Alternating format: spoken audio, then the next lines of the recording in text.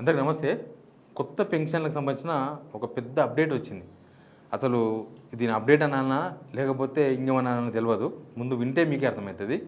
August 15 నుంచి 2.5 లక్షల మందికి కొత్త పెన్షన్ ఇవ్వబోతున్నామని చెప్పిండ్రు. నాలాంటోడు, నేను ఒక సగటు జర్నలిస్ట్ను, నేను ఒక మధ్యతరగతి వాడిని.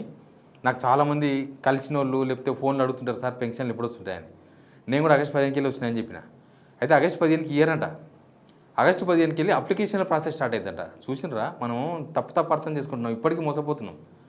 నేనైతే ఆగస్టు 15 నుంచి పెన్షన్ అంటే ఇంకా పంపిణీ స్టార్ట్ చేస్తారేమో ఆగస్టు 15కు జెండా వందన సందర్భంగా అని అనుకున్నా. కాదు, కొత్త అప్లికేషన్లో ప్రాసెస్ స్టార్ట్ అవుతుందంట. కొత్తగా అప్లికేషన్ పెట్టుకోవాల్సిన వాళ్ళు పెట్టుకోవాలంట. ఇంకా ఇచ్చేది ఎప్పుడో తెలియదు, దేవునికి ఎరక. మళ్ళీ అది దానికి 1,000,000 రూల్స్ ఉన్నాయి. అసలు ఆ రూల్స్ చూస్తే వీళ్ళు ఎట్లున్నదంటే, మూతికి మనం బర్రెదూళ్ళకు ఆవులకు మూతికి బుట్ట పెడతాం చూడు, బుట్ట పెట్టి చేనులు వదిలేసినట్టు అనమాట. అంటే అవేం తినేది లేదు, తొక్కి రావాల్సిందే. ఆ రూల్స్ చూస్తే అట్లున్నాయి. మరి అప్లికేషన్ పెట్టుకొని ఏందో చూద్దాం. ముందు సబ్స్క్రైబ్ చేయండి, షేర్ కూడా చేయండి. నిజానికి ఈ గవర్నమెంట్ వచ్చినాక ఇప్పటివరకు పెన్షన్లు పెంచలేదు, ఇవ్వలేదు. అంటే పాత వాళ్ళకు పెంచలేదు, కొత్త వాళ్ళకు ఒక్కరికి కూడా కొత్తగా పెన్షన్ ఇవ్వలేదు, తీసేసింది. ఇప్పటికి 1,20,000 పెన్షన్లు తీసేసిండ్రు. ఇంకొక 70,000-80,000 పెన్షన్లు తీసేస్తారంట. దానికి చాలా రూల్స్ ఉన్నాయి. ఆ రూల్స్ అన్ని మీరు చాలాసార్లు వినరు. ఇప్పుడేంది రూల్స్ అంటే, ఇప్పుడు వాళ్ళు చేసే ప్రాసెస్ ఎట్లా చేయాలంటే, కొత్త పింఛన్ల కోసం ఒక చేయూత వెబ్ పోర్టల్ ఉంటుంది కదా, దానిలో అప్లై చేయాలంట. ఏడుగోయి అప్లై చేయాలి, మీ సేవా కేంద్రాలు కానీ ఎంపీడీఓ కార్యాలయానికి పోయి చేసుకోవాలంట. మండల సమాఖ్యలు, మున్సిపల్ ఆఫీసులు, వార్డు కార్యాలయాల్లో కూడా ఆన్లైన్ దరఖాస్తుల సౌకర్యం ఉంటుందంట. కానీ అప్లికేషన్ సమర్పించిన అనంతరం దరఖాస్తుదారు వివరాలను ఐటీ శాఖకు చెందిన 360 డిగ్రీ సమగ్ర వేదిక డేటాబేస్ ద్వారా పరిశీలిస్తారంట. మీరు అప్లికేషన్ పెట్టేంత మాత్రం అయిపోదు, దాన్ని 360 డిగ్రీస్ సమగ్ర వేదిక డేటాబేస్ అంటే అసలు మొత్తం పాన్ కార్డు పెట్టి చూస్తారేమో. మీ కుటుంబ సభ్యులు, మీకు ఓన్ హౌజులు ఉన్నాయా, మీకు ఎంత భూమి ఉంది, మీకు ఏమైనా లోన్లు ఉన్నాయా, మీరు ఎంత ఐటీ కడుతున్నారు, మీ ఇంట్లో ఎవరైనా ఉద్యోగం చేస్తున్నారా, ఏం ఉద్యోగం చేస్తున్నారు, ఇవన్నీ చూస్తారనమాట. అవన్నీ చూసిన తర్వాత ఇస్తారంట. అవన్నీ జిహెచ్ఎంసీ, ఇక్కడైతే మున్సిపల్ కమిషనర్లు, GHMC, MMC, CMC, deputy commissioner, తహసీల్దార్లు వాళ్ళు కూడా పరిశీలిస్తారంట. ఆఫీసరు ఇదంతా డాక్యుమెంటేషన్ ఓకే అయితే వెరిఫికేషన్ ఇంటికి వచ్చి చూసి అప్పుడు దరఖాస్తు అర్హుడా కాదా అనేది ఈ లెక్కలన్నీ కూడా తేలుస్తారంట. అయితే భూమికి ఒక లెక్క ఉంది, చెప్తా మీకు. 4 వీలర్ ఉన్నా నో ఛాన్స్. పాపం ఎవరైనా అన్నలు బతకనికి డ్రైవర్లుగా ఎన్ని రోజులు ఉంటాం, ఏదైనా లోన్ తీసుకొని కారు కొనుక్కుంటే కూడా మళ్ళీ నో ఛాన్స్ ఏమో. ఇది గవర్నమెంట్ ఇంకా కొంత క్లారిటీ ఇవ్వాల్సిన అవసరం ఉంది. ఇంకా ఎవరు అర్హులు, ఎట్లా అర్హులు, కొత్త పింఛన్ల మంజూరుకు సంబంధించి ప్రభుత్వం కొన్ని గైడ్లైన్స్ సిద్ధం చేసినారు. వీళ్ళన్నీ కోతలే.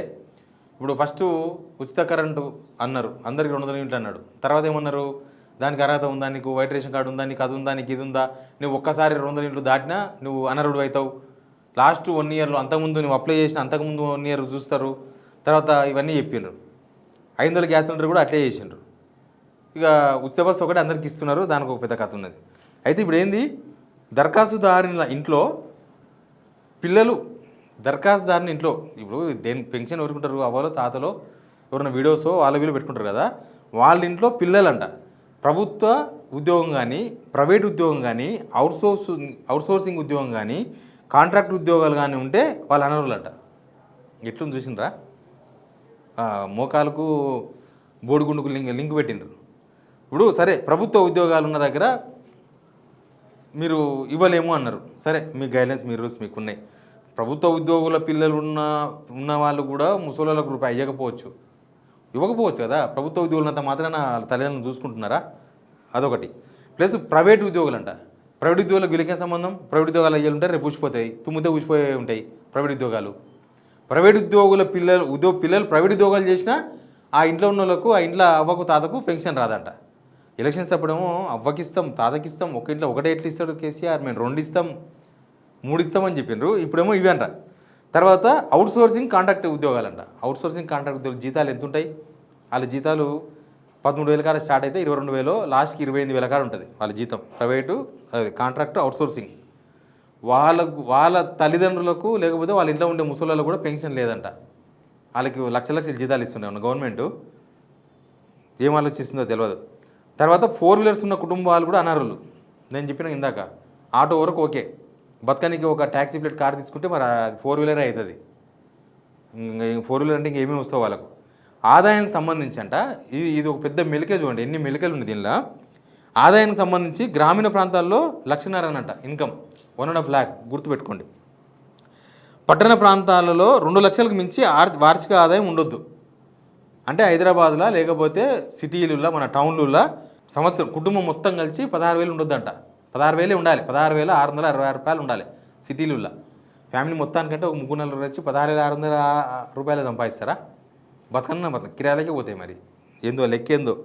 తర్వాత బయట అయితే 1,50,000నే, గ్రామీణ ప్రాంతాల్లో 1,50,000, జస్ట్ 1,50,000 అంటే 15,000 అంతే. 15,000 జీతం అందరిది కలిపి అంతే ఉండాలంట.